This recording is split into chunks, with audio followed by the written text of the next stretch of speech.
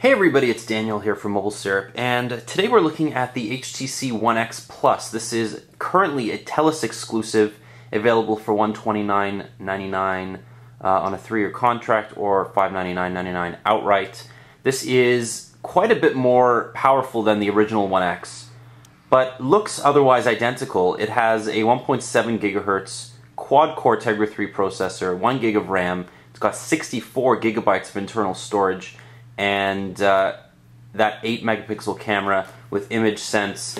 It's now got an updated 1.6 megapixel front-facing camera, also with image sense. It's wide angle, just like the 8X by HTC. And there are a few other improvements here because this is running Jelly Bean, so we'll take a look at that in a moment. First of all, let's take a look through the device. We have the micro USB port on the left side. On the right side we have a flush volume rocker. On the top we have that power button, microphone, and 3.5mm headphone jack. And on the back you can see that HTC logo, Beats, and that 8 megapixel camera. You can see it sticks out still just a little bit. That hump is there presumably because it's the same camera module. And actually I have the original One X right here. This is the Rogers version in white.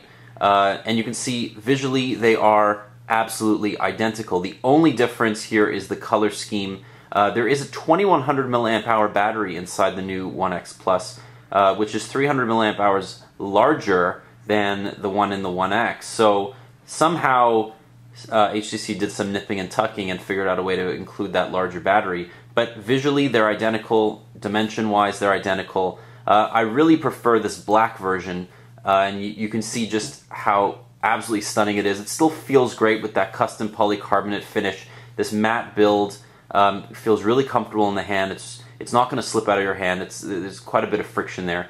You can see it's still quite a bit. It's quite big, but compared to some of the devices that are currently being released, including the Droid DNA, which is out on Verizon, this is quite a bit smaller actually. And it's interesting how far we've come in 7 months since the One X was originally released. This was considered quite a large device in April, or in February rather, when it was introduced, in April when it was released. But now it's actually quite mid-range. You know, we have, for comparison, we have the Galaxy S3 here. We have the Nexus 4. So you can see it's still a bit bigger than those two, but ultimately nobody's really going to be surprised by the size anymore. So if we turn it on, you can see it has that same 4.7-inch Super LCD 2 display at 1280 by 720. This is still one of the most gorgeous displays on the market. You can see viewing angles are fantastic. Everything is still quite sharp, and we're just waiting for that Super LCD 3 display on the DNA to come to Canada. But until then, this is really one of the best displays that you can find. Now, what does this have that the One X doesn't? Well, the One X doesn't have Jelly Bean yet, and this comes with Jelly Bean out of the box. And what does that mean? Well, you have Sense 4 Plus, which is an iteration on Sense 4. It looks pretty identical, but there are a few things here that that HTC's done. So first of all, we have those expandable notifications. So that's something that you can take advantage of. This is a notification weather widget. You can see I'm expanding it with 2 fingers. And this hasn't been updated to 4.1.2 yet, so you can't actually close it with 1 finger. But there you go. The other thing that's very interesting and something that's troubling me is this power saver feature, which is permanent in the notification bar. While you can't actually see it when the notification bar is closed, it's always there, regardless of whether you turn off the actual feature. So if I turn it on, I've still disabled all of the individual toggles on the power saver feature, but even if I turn it off, it is still there, which is troubling me. And there's no option to remove that at all. You can't swipe it away. It's just always there. I don't like this. I own this device. I want to have I want to know that I can make these changes to my phone without it without it being locked off from by HTC or by TELUS. On the plus side, however, TELUS has not included any bloatware except for its one app that it bundles with every Android device, and that would be App House, and that's just a portal that you can use. It doesn't even come installed, actually. You have to go to the Play Store and download it separately. So there's very little bloatware on this device. Now this is an LTE device. I don't get TELUS LTE in my apartment, unfortunately, so I can't show you the speed test results. I can show you speed test results on the HSPA Plus network, but they're not really going to be that impressive. I will, put those results in the written review if you're interested in them. But ultimately, this is LTE. It's going to be very fast, and 4G or HSPA Plus is not going to be as fast, but it's still going to be relatively quick. So that's your preview for LTE speeds. Now, what has improved is the front-facing camera. So what we have here is we have a slightly updated camera interface, and if I change this around, you can see that it's now wide angle. So before you would see only this portion of the display, but right now it's actually a wide angle lens, and it's 1.6 megapixels, so it's quite a bit more detailed than that. And you can actually time it. So you can actually set it by default to have a 2-second timer, or if you want to change that, you can change the timer to between 2, 5, 10 seconds. You can also change the aspect ratio, the quality. The video quality goes up to 720p max. That's the front-facing camera.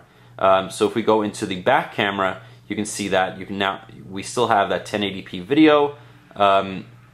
We can use the self-timer on the back camera as well, and there's all these settings here. You can change ISO, white balance, you can change continuous shooting. You can also, while you're shooting video, which is that innovative one tap video feature, you can now snap 6 megapixel photos instantly, which is similar to what you could find on the One X, but it's higher quality. So everything has kind of been beefed up just a little bit, and the phone itself hasn't really been altered all that much. What you can do, however, which was given to the Rogers and TELUS One X in a OTA update, is you can go to the display gestures and buttons menu, and you can change what this right side capacitive button actually does. So traditionally it just opens the recent apps menu, but you can change that. So now we can change what the menu button does, and see if we open up Chrome here.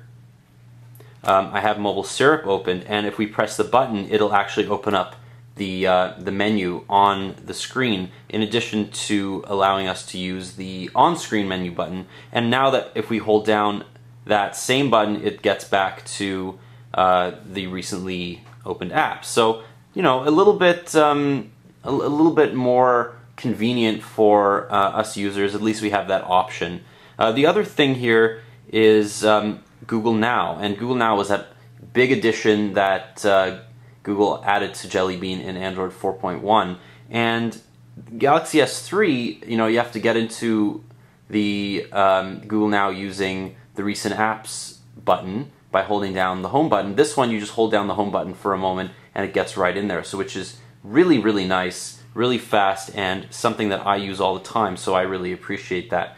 Other than that, this is pretty much the same phone as the One X. It's really not all that much better, and when I say that, it's not to denigrate this phone at all, other than to say that the One X really was ahead of its time, and it was a fantastic phone, still is a fantastic phone, and that this phone can come out 7 or 8 months later sporting slightly updated hardware. This is, the Arc S to the HTC One X's Arc, but this is even better, and the battery life on here is much better actually than the One X, which was its kind of Achilles heel. The One X didn't last for nearly as long as we would have liked it to. So everything else has been improved.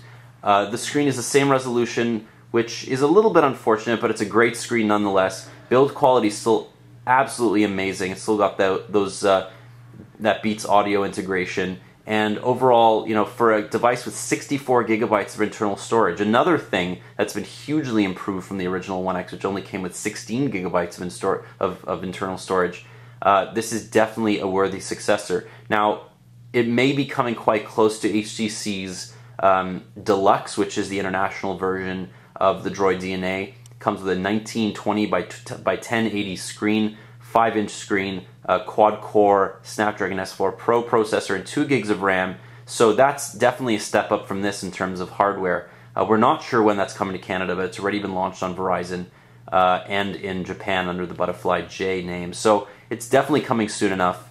We're not sure whether this is just a stopover device, whether this will be kind of in and out of the market. But right now, this is HTC's flagship phone in Canada, and it definitely represents them quite well. So this has been a quick look at the HTC One X Plus, available exclusively right now at TELUS. Thanks so much for watching.